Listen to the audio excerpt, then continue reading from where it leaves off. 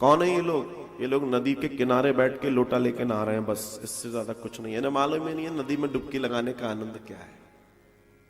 इन्हें मालूम ही नहीं है कि तैर के नीचे जाने का आनंद क्या है। इन्हें मालूम ही नहीं है कि इस नदी की गहराई क्या है,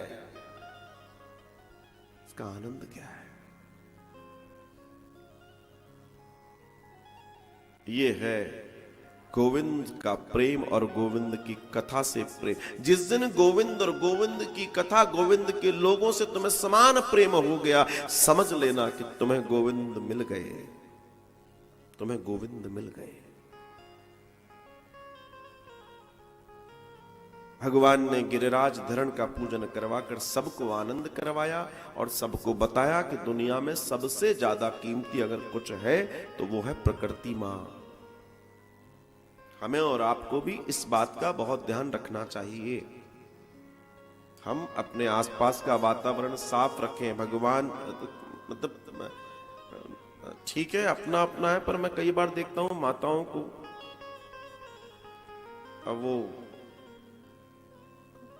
थाली में अगर लड्डू है तो लड्डू को उठाया तो भगवान को ऊपर चिपका दिया। पता पड़ा कुछ देर बाद इतनी माताएं चिपका गई कि भगवान का चेहरा ही नहीं दिखता है। आपका भाव अपनी जगह सही है, मगर ये तरीका सही नहीं है। जब भगवान ऐसे करके खा सकते हैं तो भगवान तुम्हारी थाली में से भी देखकर खा सकते हैं। और तुम अगर ऐसे, क्या उसको तो सीधे बोल दूंगा, ठूसे ही जा रहे हो, तो फिर कम करके बताओ कि तुमने जो लगाया वो कम हुआ हो। आप मूर्त की सौंदर्यता को और भंग कर रहे हो। उससे बेहतर है भगवान को आंख बंद करके कहो गोविंद भोग लगाओ ना।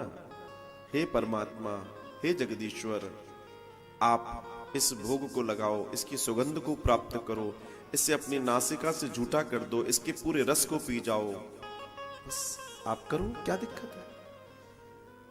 लेकिन नहीं साहब, जब तक वो चिपका नहीं देंगे तब तक चैन नहीं आता।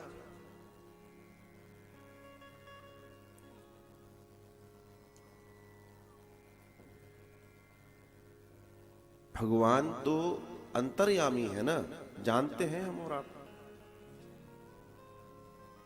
वो तो बिना आंख के देखते हैं, बिना जीवा के रस लेते हैं, बिना पैर के चलते हैं, बिना होए हुए सारे काम करते हैं। तो तुम्हारे को जरूरी है वो चिपकाने की।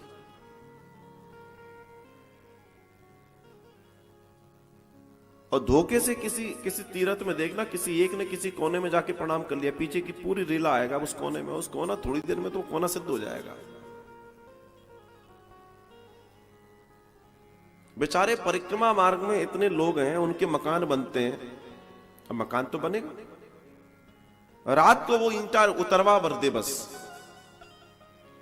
रात को उसके यहाँ ईंटा उतर जाए और सुबह तक कम से कम उसके ईंटों, जितनी ईंटें उन सब के 4-4 6-6 ईंटों के किले बन जाएंगे।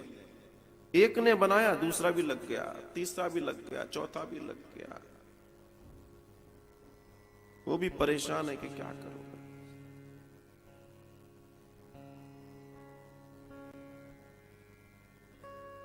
मुझे अच्छा है कि अभी ये सीक्वेंस नहीं आया कि रेत के शंकर जी बना दो। अब बेचारे की रेत के तुम शंकर जी बनाओगे, रेत किसी काम की नहीं रह गई, वो करेगा क्या है? बेलपत्र और चढ़ा दो उसमें, ले तेरे दरवाजे पे बैठ गए बोले बाबा। तो थोड़ा सा विज्ञान समझिए पूजा का, थोड़ी स्थितियों को समझिए पूजा की। आपका भाव अपनी जगह सही है, लेकिन थोड़े विज्ञान को समझिए। मूर्त विज्ञान क्या है? मूर्ति की पूजा कैसे होगी, कैसे की जाती है, क्या होता है, ये बड़ा विज्ञान है। कई बार कथा में कई बार आप लोगों से कह चुका हूं।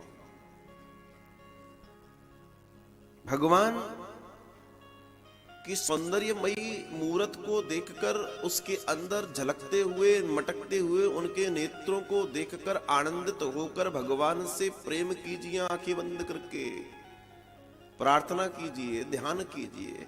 इससे सुंदर कोई पूजा नहीं है साहब।